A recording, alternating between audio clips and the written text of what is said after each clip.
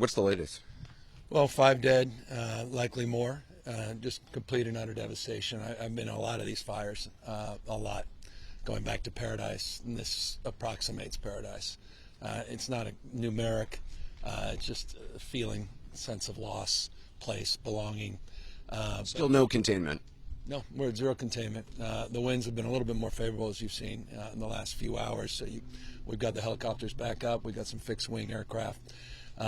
Out on the coasts, it's a little different. It's pretty intense. We have 23 aerial assets just at the Palisades, but a lot of them are not operational because of those winds. So it's a combination of challenges. That said, we've depleted all our resources. Northern California, we'd already pre-positioned on Sunday.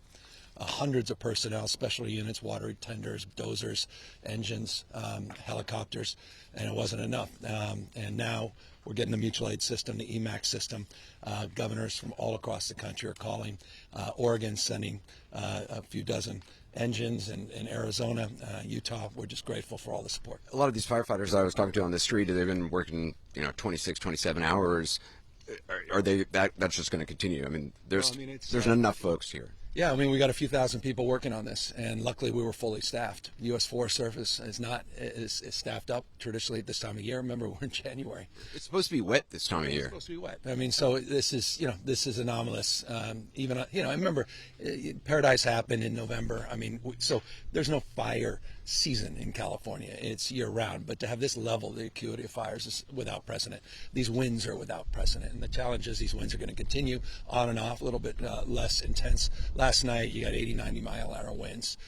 These guys were just up there to try to mitigate the embers going 2 miles and getting just to go a quarter of a mile to try to save some. What is the situation with the water? Obviously, in Palisades, it ran out last night in the hydrants. I was talking to the firefighter in this block. Yeah. They left because there was no water in the hydrant here. The local folks are trying to figure that out. I mean, just when you have a system that's not dissimilar to what we've seen in other extraordinarily large-scale fires, whether it be pipe, electricity, or whether it just be the complete overwhelm of the system. I mean, those hydrants are typical for 2 or 3 fires, maybe 1 fire. You have something at this scale, but again, that's going to be determined by the local authorities. Were saying part of it is the gravity, that it's these giant tanks on top of the mountains, which... Yeah, well, they're going down. We were just with the team.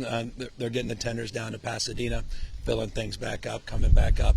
So it's just Are aerial assets now able to fly? Yeah, they've been the last few hours, particularly helicopters. Fixed wings been up a little bit earlier, but out on the coast it's been a little more stubborn because those winds are swirling. The challenge is, you can see that they can fly. It's not a question of turbulence or anything else. It's just the mitigation's flying all over the place, so it doesn't have any benefit necessarily. So we've got National Guard working the rattlesnake teams out there on the line.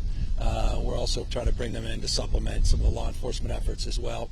It's all hands on deck across the spectrum. The biggest thing, though, Anderson, that happened today, sincerely, and you can appreciate it in a community like this, to get that direct individual assistance with the major disaster declaration within 36 hours of this incident from the president was a game changer for this community, for small businesses, et cetera. So not that we're thinking about the next phase, but we have to be thinking concurrently about the next phase is how we rebuild this community. But right now we're in this mitigation phase. We're in the public safety phase.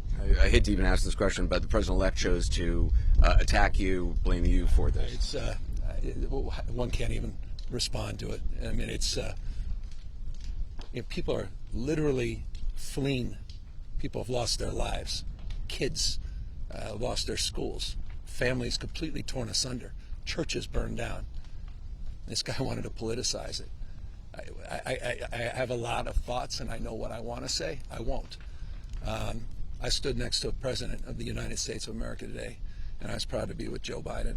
And he had the backs of every single person in this community. He didn't play politics, didn't try to divide any of us. Finally, your message to the folks here, to this community. I mean, we have their backs, and we're going to be back, and this is going to be a long recovery process. But look, we have residents moving back into Paradise, California. I've seen remarkable recovery efforts.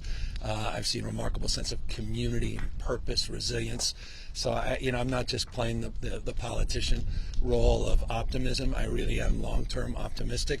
But the devastation to hear people wailing and crying, concerned about their pet, their family, they're just bewildered about what they're experiencing. And again, not just experience. I was not talking past tense. This is happening in real time. 0% containment.